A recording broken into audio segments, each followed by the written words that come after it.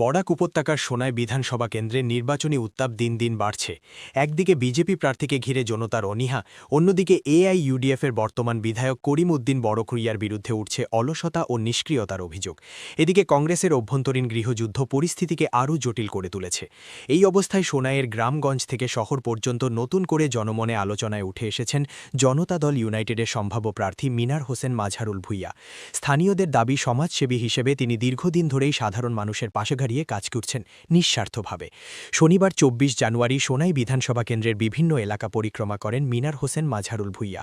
সূত্রের খবর, দলের শীর্ষ নেতৃত্বের সবুজ সংকেত পাওয়ার পর আরও সক্রিয়ভাবে জনসংযোগ ও সেবামূলক কাজে এগিয়ে যাচ্ছেন তিনি।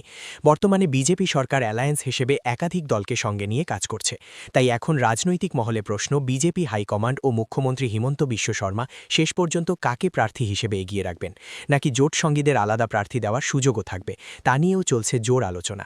সব মিলিয়ে সোনাইয়ের এই বিতর্কিত আসনে কে এগিয়ে থাকবেন, কার বোতামে যাবে ভোট, তা নির্ধারণ করবেন শেষ পর্যন্ত এলাকার সচেতন ভোটাররাই। সাংবাদিকদের সঙ্গে কথা বলতে গিয়ে মিনার হোসেন মাঝহারুল ভূঁইয়া তার পরিকল্পনা ও এলাকার বিভিন্ন সমস্যা নিয়ে বিস্তারিত মতামত তুলে ধরেন। জনগণের সঙ্গে সহযোগিতা করে এসেছি। তারা বলছে যে আপনি একটি সেন্টার অ্যালায়েন্স একটি দলের সঙ্গে যদি একটি টিকিট নিয়ে আসতে পারেন তাহলে ভালো হবে।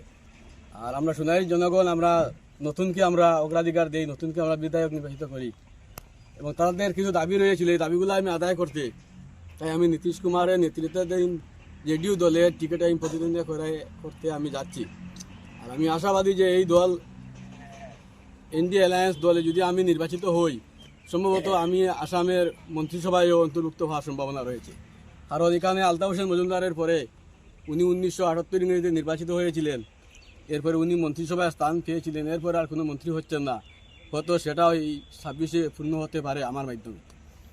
কেউ বাইরেই এই জনগণের সঙ্গে সাক্ষাৎ করতে গিয়ে আমার পরিচয় করতে এবং আমি সমর্থন প্রচারের জন্য আজকেও আমি বেরিয়ে যাই। বিগত দিনে দেখছি সোনাই এবং সুন্দর সোনাই বলে বিভিন্ন কথা উঠেছে নির্বাচনের প্রাককালে, এবং যারা আমার ফিলিং থাকবে যে আমি সোনাই গড়ার এবং সুষ্ঠু সোনাই গড়ার পরিকল্পনা আমার আছে।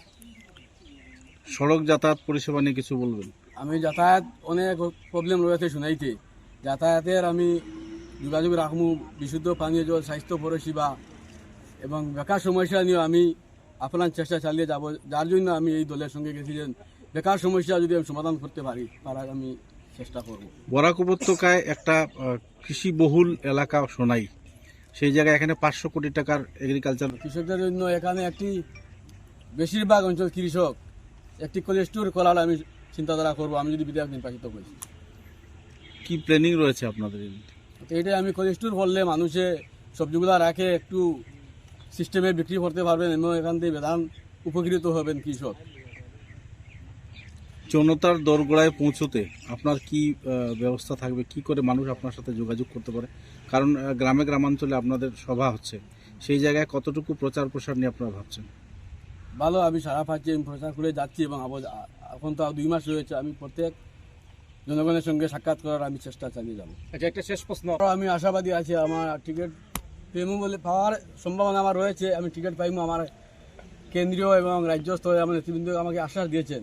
আর আমি টিকিট পেলে আমি নির্বাচিত হব, আমি 100% আশাবাদী। আর কন্টেস্ট হবো, হয়তো কংগ্রেসের লোকে হতে পারে, আর কেউ সঙ্গে হবে না।